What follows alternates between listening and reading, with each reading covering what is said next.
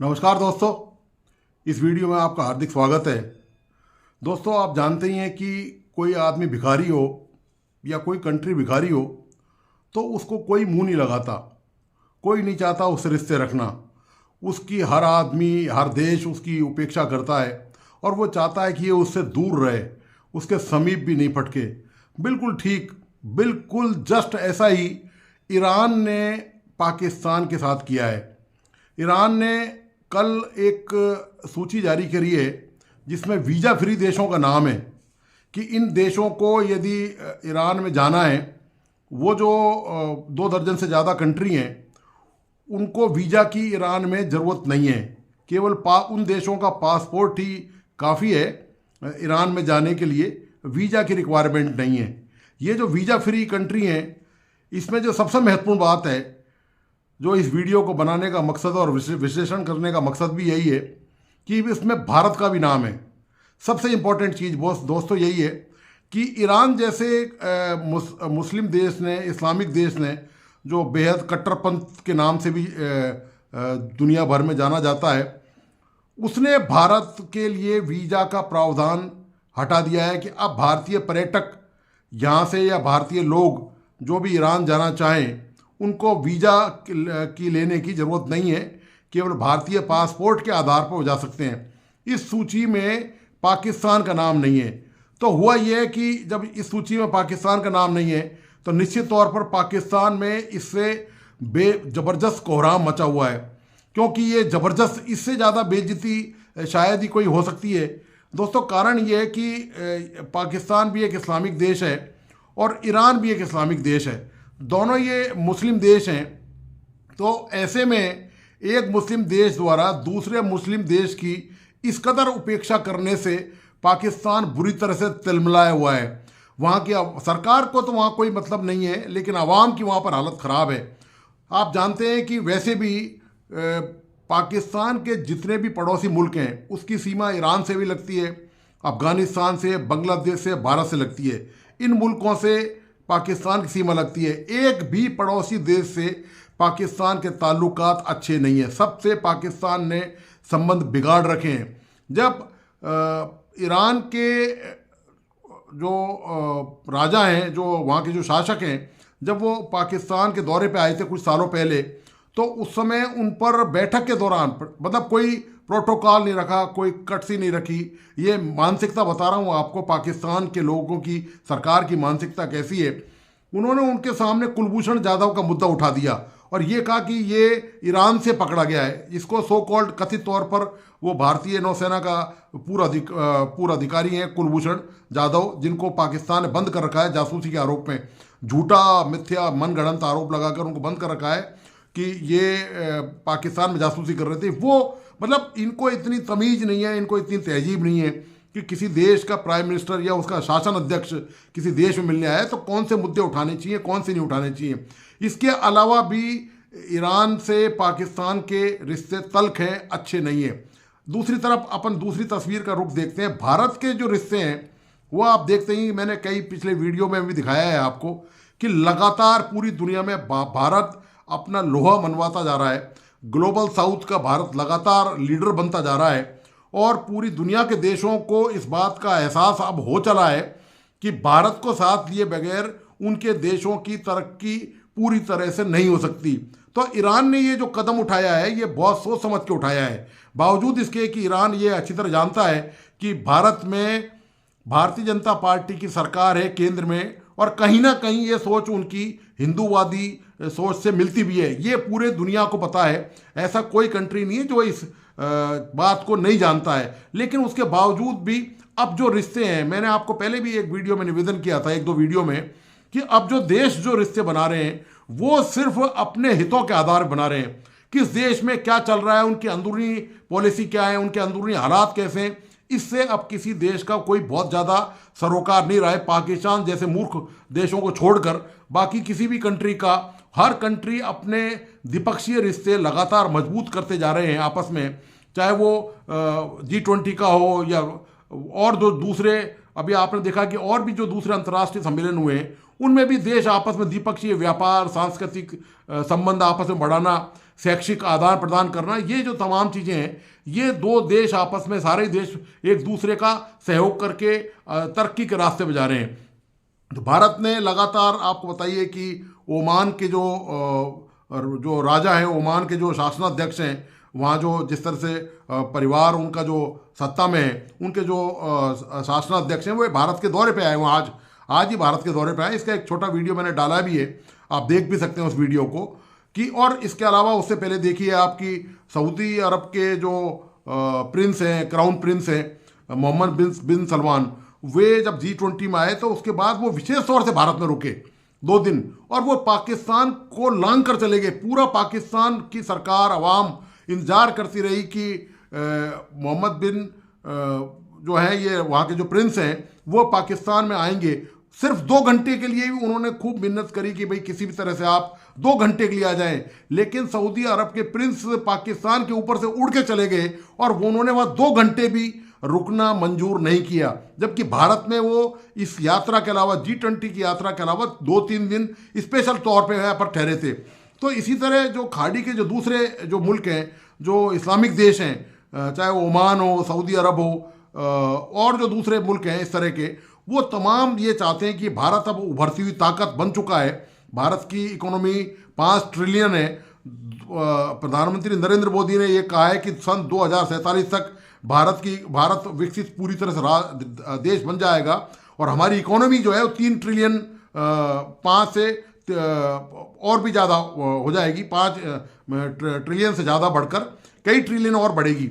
तो पूरा ये जो सपना है 2047 तक विकसित भारत का, ये निश्चित तौर पे दोस्तों दूसरे देशों के सहयोग के बिना ये पूरा नहीं हो सकता, ये हमें सोचना है। इसलिए भारत ने, आपने देखा होगा, अपनी विदेश नीति में आमूल चूल परिवर्तन किया है।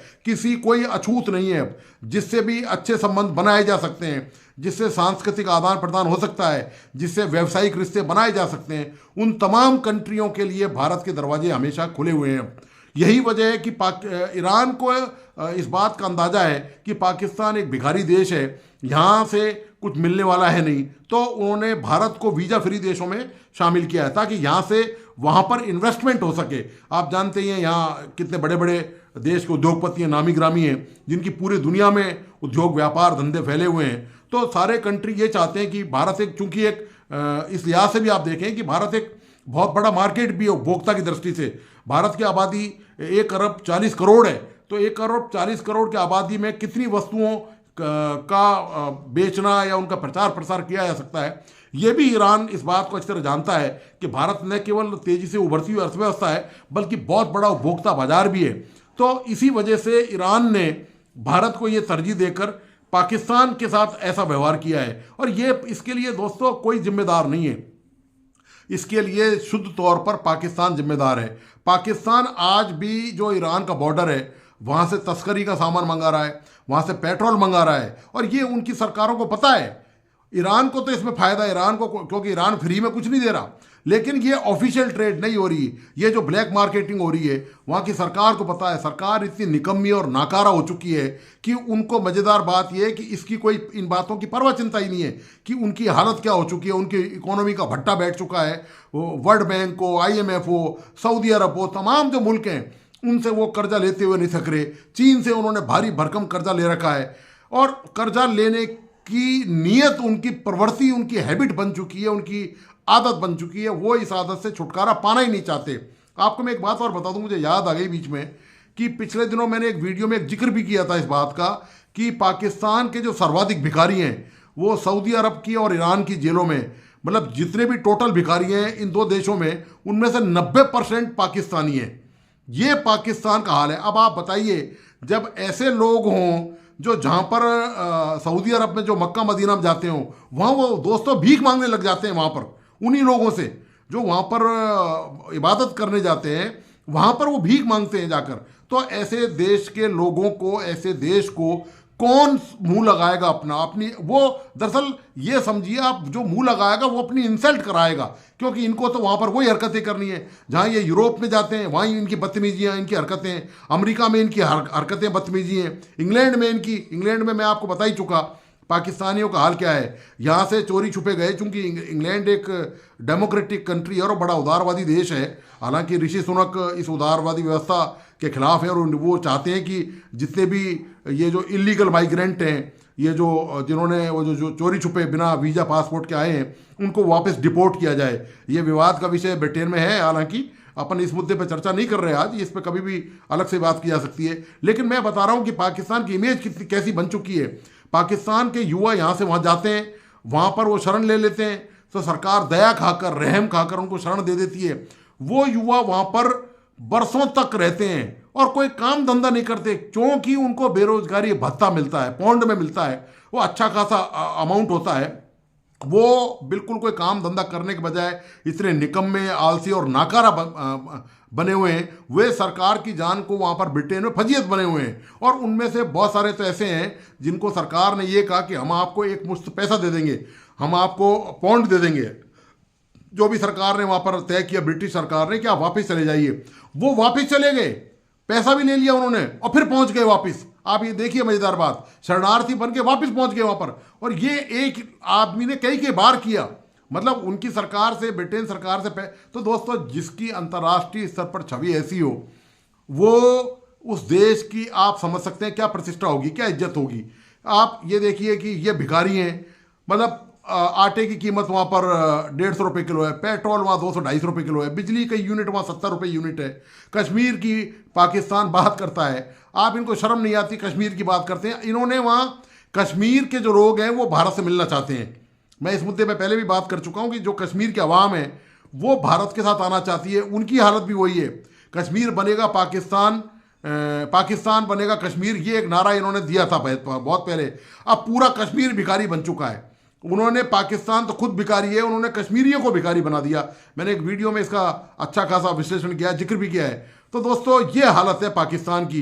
पूरी दुनिया से पाकिस्तान अलग थलग पड़ चुका है, लगातार नीचे रसातल की तरह जाता जा रहा है। लेकिन इसके बावजूद भी सर्वाधिक आश्चर्य की बात है, जगह जगह से जूते पड़ रहे हैं और इस्लामिक मुल्क ही मार रहे हैं। कोई इस्लामिक मुल्क इनसे संबंध रखना नहीं चाहता।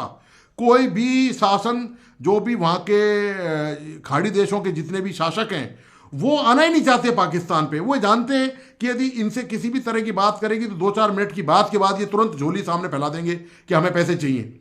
वो ये बात अच्छी तरह समझ चुके हैं, इसलिए वो कन्नी काटते हैं, वो इनको मुंह नहीं लगाते। इसी तरह ईरान भी ऐसा कंट्री है जो मुसलमान देश है, इस्लामिक कंट्री है, और वो मुंह नहीं लगाता। तो इस पर आप देखिए, मैंने ये जो वीडियो बनाया है, इस पर एनालिसिस मैंने किया है, आपको शायद पसंद आएगा। और आपको मैं पाकिस्तानी अवाम का इस पर रिएक्शन दिखाऊंगा। सरकार को कोई मतलब नहीं है, सरकार वहाँ बदहोशी में है, सरकार वहाँ कौन सी दुनिया में रह रही है, वो उसको सरकार का वहाँ अता पता ही नहीं है। पहले तो वहाँ कार्यवाहक सरकार है, स्थायी सरकार है नहीं। लेकिन जो भी वहाँ सरकार है, उसको इन बातों की कोई चिंता परवाह नहीं है कि उनकी अंतर्राष्ट्रीय स्तर पर कितनी भारी बेइज्जती हो रही है। तो आइए, आपको मैं पाकिस्तान लिए चलता हूँ, आपको दिखाता हूँ वहाँ के अवाम के, और वहाँ के जो पाकिस्तान के मुस्लिम एक्सपर्ट हैं, जो विदेशों में रहते हैं, उन्होंने पाकिस्तान के ये जो ईरान ने जो पॉलिसी बनाई है नई, जो वीज़ा फ्री पॉलिसी है, उसके बारे में उन्होंने क्या विशेष कमेंट किया है पाकिस्तान के ऊपर, और किस तरह से पाकिस्तान को, की सरकार को कटघरे में खड़ा करने का प्रयास किया है। तो आइए चलते हैं पाकिस्तान। इसी के साथ आप इस वीडियो को दोस्तों पूरा देखिए प्लीज़, और इस यूट्यूब चैनल को लाइक, सब्सक्राइब करना और बेल आइकन का बटन दबाना नहीं भूलें। धन्यवाद, नमस्कार। लेकिन इंडिया को अभी ईरान मुस्लिम मुल्क है, उसने ये कहा कि भैया वीज़ा लेके आ जाओ, विदाउट वीज़ा टिकट लेके आ जाओ बस। पाकिस्तान को भी तो कर सकता था। पाकिस्तान और ईरान अगर बात करें, ब्रदरहुड है, मुस्लिम कंट्रीज है, लेकिन उसने पाकिस्तान के लिए ऐसा कोई इनिशिएटिव नहीं लिया, इंडिया के लिए क्यों लिया? सर, उसमें ये है ना, देखें, अब मैंने जो आपको पॉलिटिकल स्टेबिलिटी की बात की थी कि वहाँ पे अगर आप देखें कि वहाँ पे लिटरेसी रेट देख लें, वहाँ पे लोगों का सोर्स ऑफ इनकम देख लें, अब वो आईटी में हमसे बहुत आगे चले गए हैं। अरे जामिया इस्लामिया उस पढ़ता हूँ। मदरसे में पढ़ रहे हैं? जी मदरसे। क्या पढ़ रहे हो? मैं दरस निज़ामी पढ़ रहा हूँ। अच्छा, हिफ़्ज़ कर लिया? हिफ़्ज़ कर लिए। ये जो मुल्क, जो हमारा जो मुल्क है वो इस्लाम के नाम पे बना, और हमारा यही था कि यहाँ पे अल्लाह का निज़ाम होगा और कानून, कुरान और नबी करीम सल्लल्लाहु अलैहि वसल्लम की जो अहादीस हैं उनके मुताबिक इस मुल्क को चलाया जाएगा। तो मेरा वही फिर कहना है कि हम आज फिर वही सारा कुछ भूल गए हुए हैं। आपको मजबूत है या नहीं? नहीं नहीं है। क्यों? अल्हम्दुलिल्लाह हम मुसलमान हैं, ईमान की ताकत है। अच्छा। जब इस्लाम होगा तो कभी हिंदू लोग आगे नहीं जाएगा। और भाई उनकी इकोनॉमी आपने देखी, $4 ट्रिलियन की इकोनॉमी है। $4 ट्रिलियन पता कितने होते हैं? इतना पढ़ा नहीं है, मगर मैं सीधा बात बोलूँगा ना, जो इधर बेईमानी बहुत ही है और उधर वो आवाम जो है ना वो थोड़ा सा सही चलता है। इधर पाकिस्तान में 2 नंबर ही ज़्यादा है, अच्छा। इसलिए आगे नहीं चलते हम लोग। तो फिर ईमानदारी उधर ज़्यादा होगी, 2 नंबर इधर ज़्यादा होगी, तो हम कैसे मुकाबला करेंगे उनका? बस हम आराम से बैठ जाएंगे फिर वो क्या करेंगे? तो वो आगे जाएगा। आगे तो चले गए हैं वो। चले गए, बस हम आस्ता आस्ता देखते रहेंगे। पाकिस्तान में तो सारा फ्रॉड करते हैं लोग, एक दूसरे को धोखा, गैम्बलिंग, सब कुछ इधर चलता है। वर्ल्ड वाइड में पाकिस्तान की इतनी इज्जत नहीं जितनी कि हिंदुस्तान की है। आर्टिफिशियल इंटेलिजेंस क्या करती है आज के टाइम में? आज के टाइम में तो दुनिया के बस खबरों को लेती है और मालूमात को हासिल आर्टिफिशियल इंटेलिजेंस दुनिया की खबरों को लेती है। अच्छा, दूसरे चैट जीपीटी का पता? 4 जीबी जो नहीं पता। आपको पता चैट जीपीटी का? मदरसे में पढ़ने वाले स्टूडेंट को जब इस चीज़ों का नहीं पता, जब हमें साइंस नहीं पढ़ाई जाएगी, जब हमें टेक्नोलॉजी के बारे में नहीं बताया जाएगा, आपको लगता है कि हम तरक्की करेंगे? ये ज्यादती तो हमारे साथ सर उन्होंने किए जो इंडिया में थे। जो ये वैसे बड़ा एक सोचने वाली बात है कि उन्होंने एक नॉन मुस्लिम कंट्री को ज़्यादा प्रेफर किया एक मुस्लिम कंट्री से, जिनके बॉर्डर्स भी अटैच है। तो चाहिए तो ये था कि आपको फर्स्ट ऑफ ऑल जो मुस्लिम कंट्रीज़ हैं उन पर ज़्यादा फोकस किया जाता है, बट इंडिया अब खुद ही जैसे प्रोग्रेस कर रहा है और जैसे उसकी इकोनॉमी बूस्ट कर रही है, तो मैं भी कुछ ऐसे स्पेसिफिक रीजन हो सकते हैं जिसकी वजह से उन्होंने इंडिया को ज़्यादा प्रेफर किया हो हमारे से। मेरे ख्याल में तो ये एक शौक खबर है कि मुस्लिम कंट्री होने के साथ साथ वो हमारे नेबर भी हैं, तो उन्होंने हमारे दुश्मन मुल्क को वीज़ा फ्री कर दिया है। तो 1965 में भी उन्होंने उन्हीं का साथ दिया था। तो मैं तो यही कहूँगा शेमफुल। शेमफुल क्यों? भाई देखें, मुस्लिम कंट्री है, नेबर हमारे हैं, ठीक है, तो हमें छोड़ के वो उस तरफ जा रहे हैं। इंडिया ने अपना नाम बनाया है एक मार्केट में, इंडिया एक ब्रांड बन चुका है, तो जाहिर बात है। और उन्होंने अपने आप को मनवा कर भी बताया है कि इंडिया इज़ इंडिया, ठीक है। पाकिस्तान हमारे पास क्या है, पूरे लाहौर से खालस दूध तो हमें सही तरह से मिलता नहीं है, तो यही होना था। हमने सिर्फ अपना रेपुटेशन को गिराया ही है बेसिकली। इंडिया ने तो अपना नाम बनाया है एक अच्छे मार्जिन पे, ठीक है। उनके लिए बनता था ये।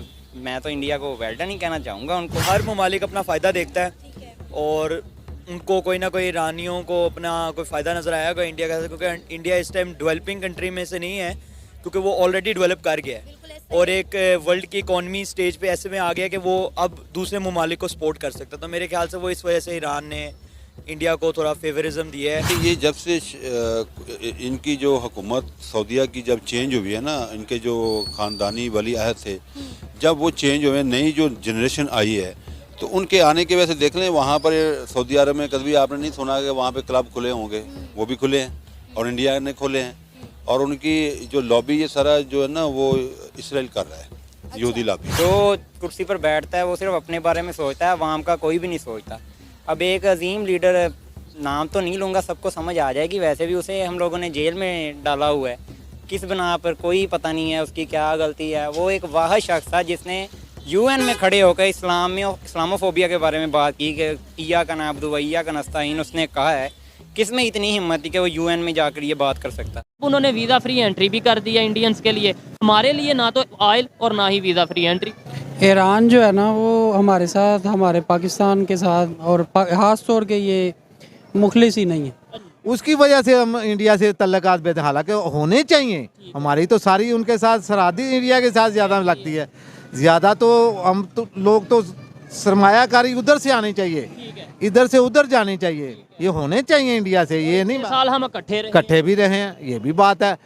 सऊदी अरब में नरेंद्र मोदी ने वहाँ पे जो उनके सदर हैं उन्होंने बुलाया, बाकायदा उन्होंने मुलाकात रखी, उनको इज्जत दी, एक हिंदू को एक मुसलमान ने, तो इसलिए बड़ी शर्मनाक हमारे लिए क्या बात हो सकती है। शर्म वाली तो नहीं, इसमें सीखने वाली बात है। मतलब ये है कि वो देखे ना अपने मुल्क को ऊपर लेके जा रहा है, ठीक है कि नहीं। हमें भी सीखना चाहिए। मैं सीखना यार, हमें नहीं सीख रहा है, हमें क्यों सीखना चाहिए। हाँ जी, इंडिया ने पैसे, आपको लगता है इंडिया ने भी किसी के पैसे नहीं, इंडिया के पास अपनी इकोनॉमी है, उनके पास अपने सरमाया, वो तो खुद अपने मुल्क को जा रहे हैं, वो लोगों को दे रहे हैं, वो बांग्लादेश की हेल्प कर रहे हैं। हाँ, सब बिजनेस उनके लोग ऐसे दुनिया में फैले हुए हैं कि वो इतना बिजनेस दे रहे हैं ना दुनिया में कि वो उनको ज़रूरत ही नहीं है किसी से कर्जा लेने की। ठीक, हम इसलिए पाबंदी करनी जा रहे थे कि हमारे ऊपर अमेरिका का दबाव है, तो इंडिया के ऊपर, ठीक है। इंडिया के ऊपर नहीं, इंडिया स्ट्रेट फॉरवर्ड है, ठीक है।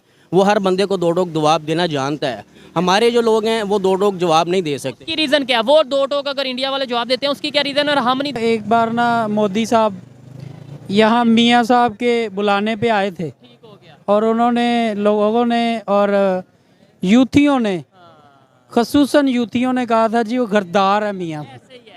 आज अगर हम चाहें ईरान से ऑयल लेना, क्योंकि आपको पता है ईरान लेना में चाहिए, लेना चाहिए, लेकिन अमेरिका का दबाव है, बिल्कुल दबाव है। आप देखें, आप ये जो कोयटा में, कराची में स्मगलिंग होके ऑयल आता है ना, ठीक है, वो सस्ता ईरान का ही है। ठीक, हम लीगल वे में अगर लीगल में ले सस्ता मिलेगा, हम रशिया के पास भाग रहे हैं, हम इधर दूसरे मुल्कों के पास भाग रहे हैं, तो हम ईरान से तो हमारी सप्लाई आ जाती है।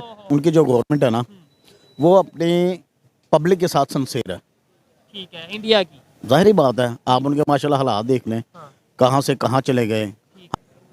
सबसे पहले सब्जियां, इलेक्ट्रॉनिक्स, बाइक्स, गाड़ी वहाँ पे बड़ी सस्ती है। 4-5 लाख की नॉर्मल फॉर्च्यूनर गाड़ी वहाँ पे आज भी 60 लाख की है, इधर 1 करोड़ 60 लाख की है, से भी ज्यादा तकरीबन, इससे ज़्यादा ही कह सकते हैं, क्योंकि वो शिद्दत पसंद लोग जो है ना बीच में, वो फिर गद्दार कहते हैं। ये डर रहता है इंसान को कि मैं इंडिया का सपोर्ट करूँगा ना तो मुझे गद्दार ना कह दें, मजबूरी है। ईरान के हवाले से है, पाकिस्तान का नेबरिंग कंट्री है। उन्होंने ताट साहब मेरे लिए as a citizen, as a foreign policy को समझने के हवाले से, और आपके लिए भी क्योंकि आप फॉरेन पॉलिसी पे बहुत ज़्यादा कमेंट्री करते हैं, ईरान ने 33 ममालिक को वीज़ा फ्री एंट्री दी है, जिसमें ताट साहब GCC ममालिक हैं, सऊदी अरब जिनके साथ उनके दहाइयों के मसले रहे हैं, सेंट्रल एशिया के, लैटिन अमेरिका के, बहुत सारे और मुल्कों के, एंड इंडिया को भी वीज़ा फ्री एंट्री दे दी है। ऑन अराइवल आपको वीज़ा मिलेगा। तार साहब, पाकिस्तान नेबरिंग कंट्री है, हमारी बायलैटरल को $5 अरब की ट्रेड है, $2 अरब फॉर्मल है, $3 अरब बॉर्डर ट्रेड और इस तरह की चीज़ें हैं। पाकिस्तान को वो ट्रीटमेंट नहीं ईरान ने दिया। हमारे तो बहुत सारे ज़ायरीन भी जाते हैं, और आप क्या समझते हैं, इसकी क्या वजूहात हो सकती हैं? क्या इसकी एक वजह ये भी है तार साहब कि वो जो अक्सर जो पाकिस्तान के से लोग वो डंकी लगा के यूरोप पहुंचते हैं, वो ईरान, टर्की एंड देन वो आगे जाते हैं, तो वो डिस्करेज करने के लिए, या कि आप समझते हैं कि हमारे लोग उस तरह जाके शायद वहाँ इन्वेस्ट नहीं कर सके जो कि शायद इंडियंस वो समझते हैं इन्वेस्ट कर सकते हैं? ये एक मेरी नज़र में तो डिप्लोमेटिक सेटबैक है पाक ईरान ताल्लुकात में। आप इसको ताट साहब कैसे देखेंगे? चीमा साहब, मैं इसको आपकी फॉरेन पॉलिसी और फॉरेन अफेयर आपका जो डिपार्टमेंट है उसकी फ्लेवर समझता हूं मेरे ख्याल में, क्योंकि देखें, मैं जो मेरे ख्याल में Iran has been very aggressive पिछले 2 साल से। मैं आई एम वेरी सरप्राइज, और मैं बड़ा खुश भी हूं इस मामले में, क्योंकि before they were isolated, sanctions उनके लिए एक बहुत बड़ा इशू था। यहाँ पे अमेरिका में, वॉशिंगटन DC में लोग ब्रैग करते थे कि जी देखिए हमने ईरान को किस तरह कंटेन कर दिया है, किस तरह हमने उनको मफलूज कर दिया है। अब मैं जो पिछले 2 साल में देख रहा हूं कि उनके प्रेसिडेंट रईसी साहब साउथ अमेरिका, चाइना, बार बार चाइना, फिर अभी रशिया, और जो आपने खासकर बताया है कि ना सिर्फ उन्होंने ये भी एक it's a huge diplomatic success, जो 30 ममालिक के साथ उन्होंने रीच आउट किया है, इस बिग सक्सेस। और इससे पहले जो रईसी साहब है, वो already have, he is leading a group जिनके ऊपर अमेरिकन सैंक्शंस हैं। They are planning to invent some kind of the new setup to trade, to sanctions को बाईपास करने के लिए, and they have a complete support of China and Russia. लेकिन इन circumstances के अंदर पाकिस्तान को इस तरीके से अबैंडन करना, मैं हमेशा ये कहता हूं कि इस वक्त आप कंप्लीटली आइसोलेटेड है, तो इन सर्कमस्टांसेस में कौन मुंह लगाएगा आपको? मेरा ये एक सेटबैक है जो आज उन्होंने किया है। इनको परेशान होना चाहिए कि ये क्या हुआ है हमारे साथ ईरान के। इसका मतलब ये है कि Iran don't trust you any more, you zero relationship with them. अब भारत के साथ देख लें, उनके रिलेशनशिप इस तरीके से है कि चाबहार है उनकी, वो उन्होंने लीज की है उनकी बोट, और उनको मुसलसल इस्तेमाल करते।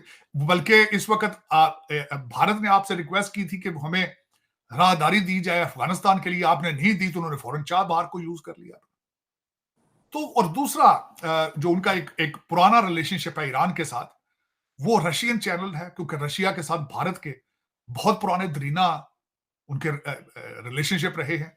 आज से 20 साल पहले तक तो वो completely they were in Russian bloc, और इसी तरीके से ईरान जो है उनको रशिया की सपोर्ट हासिल है। और इस वक्त मेरा ख्याल में दे आर बेटर रिलेशनशिप। लेकिन भारत एक, मैं जिस तरह कहता हूँ कि रीजनल पावर है, बल्कि they are behaving like a super power. Matter of fact, जिस तरह डॉक्टर जयशंकर साहब ने टोनी ब्लिंकन की मौजूदगी में कहा था कि America is not the only super power on the planet anymore, तो वो तो उस लेवल पे है, वो तो मजबूरी है अब दुनिया की कि उनके साथ रिलेशनशिप रखें। मैंने अगले दिन आपको कहा था कि कीनिया को उन्होंने $251 मिलियन की क्रेडिट लाइन दी है। अगले दिन उन्होंने, मैं जब इस चीज को मजीद देख रहा था, तो उन्होंने वियतनाम को अपनी वो 1 मिलियन की क्रेडिट लाइन उनको दी। अपनी किश्तियां बेच रहे हैं बना बना के उनको, जो शिपिंग आगे। You can't compare them with Pakistan. At least मेरे ख्याल में ये पाकिस्तान के साथ ज्यादती है कि उनको भारत के साथ कंपेयर किया जाए, क्योंकि आपके पास तो फंडामेंटल्स ही नहीं है। आपके पास तो बेसिक जो एक कंट्री या बेसिक एक सोसाइटी के अंदर फंडामेंटल्स होते हैं, you have lost that. You are continuously losing. Pakistan is slipping from your hands like a sand, जिस तरह रेत हाथ से स्लिप होती है, और आपको किसी को कोई परवाह नहीं है इस वक्त। जो भी इस वक्त डिसीजन कर रहा है, ले रहा है, कभी मैंने उनके मुंह से एक्सपोर्ट का लफ्ज नहीं सुना, तालीम का लफ्ज नहीं सुना, आर्टिफिशियल इंटेलिजेंस का लफ्ज उनके मुंह से पता नहीं क्यों उनके जबान रुक जाती है। और हालांकि इन सब के बच्चे लंदन पढ़ रहे हैं, सब पॉलिसी मेकर आपका जो 18वें 19वें ग्रेड का भी अफसर है, उसके बच्चे लंदन। लेकिन अपने जो सामने दूसरों के जो बच्चे हैं, उनको कहते हैं जिहाद, गले कटाओ, अपने गले कटाओ। तो पता नहीं क्या इनको बीमारी पड़ गई, और इससे ही आगे नहीं जा रहे। मेरा ख्याल है सारी दुनिया के सामने अब आप आहिस्ता आहिस्ता जो है, लोग आपके तरफ से वो आपसे माफिया मांगते फिर रहे हैं। मैं हैरान हूं, जो ईरान ने भी माफी मांगी, उन्होंने कहा यार बाकी सारे आ सकते हैं, इनको कोई यार ना आए। उन्होंने कहा ये बगैर वीजे के जो आ जाते हैं, इनको वीजे की जरूरत क्या है? ये पिकअप ट्रकों के ऊपर 100 बंदा बैठ के आ जाता है, इनको पैदल चल के आ जाते हैं, वीजे देने की क्या जरूरत है उनको? उन्होंने कहा ये तो बगैर वीजे से आ रहे हैं, लाख बंदा या क्रॉस करके तुर्की जा रहा है। उन्होंने कहा हमारे इनके साथ ट्रांसलेट पे आते हैं, इधर से चलते हैं, उधर से निकल जाते हैं। और सारे ज्यादातर मंडी बहाउद्दीन, गुजरात, मंडी सियालकोट,